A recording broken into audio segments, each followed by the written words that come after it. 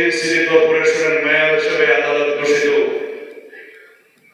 জনাব ইঞ্জিনিয়ার ইশরাক হোসেনকে শপথ গ্রহণ করানোর ব্যবস্থা করুন।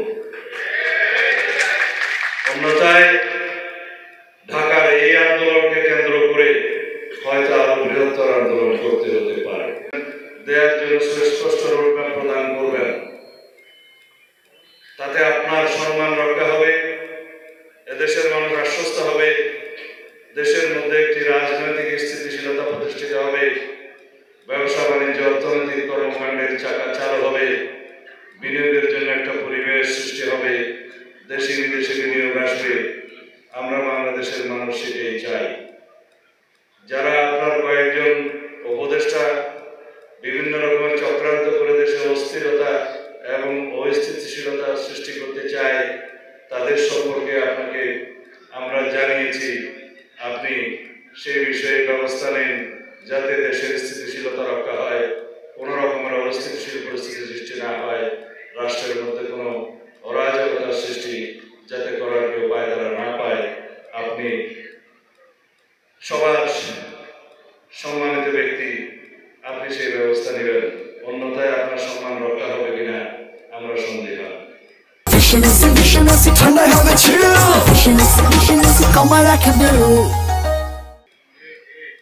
কথাগুলো খুব নরম ভাষায় বললাম, সেজন্য মাননীয় প্রধান উপদেষ্টা খুব নরম ভাবে নেবেন, আশা করি সেটা হবে না।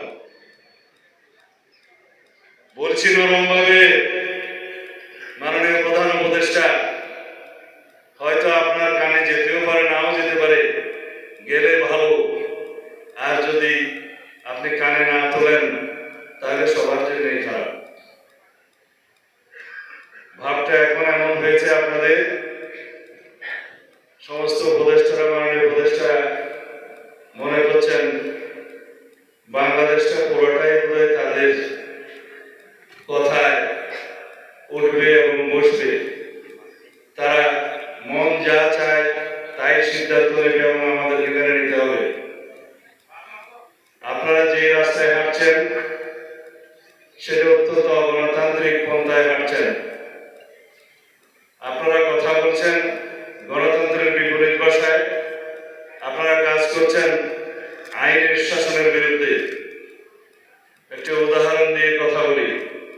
ঢাকার রাজপথে নগর ভবনে আজকে কয়েকদিন যাবৎ জনগণ ঢাকা নগর ভবন তালাবদ্ধ করে রেখেছে, চতুর্দিক থেকে তারা ঘেরাও করে রেখেছে। আলটিমেটাম দিয়েছে স্থানীয় সরকার উপদেষ্টাকে যে আদালতের রায়ে যিনি মেয়র ঘোষিত হয়েছেন জনাব ইঞ্জিনিয়ার ইশরাক, ইলেকশন কমিশন যার নামে গেজেট প্রকাশ করেছে আদালতের রায় মেনে, তাকে আপনারা শপথ গ্রহণ করাবেন না, বিভিন্ন রকমের কলা কৌশল করছেন। তাইলে কি এটা আইনের শাসন হলো? আইন আদালতের শাসন হলো? আমরা কিসের শাসনের জন্য অপেক্ষা করছি? আইনের শাসনের জন্য।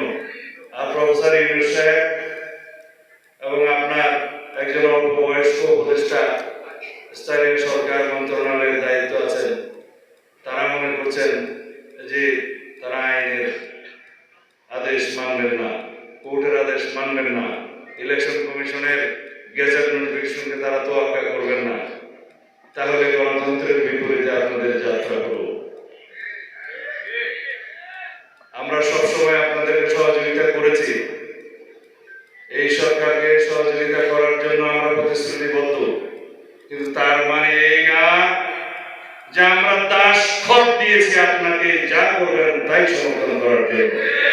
কালকের মধ্যে ঢাকা দক্ষিণ সিটি কর্পোরেশনের মেয়র হিসেবে আদালত ঘোষিত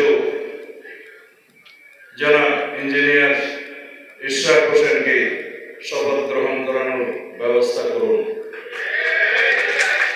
অন্যথায় ঢাকার এই আন্দোলনকে কেন্দ্র করে হয়তো আরো বৃহত্তর আন্দোলন করতে হতে পারে।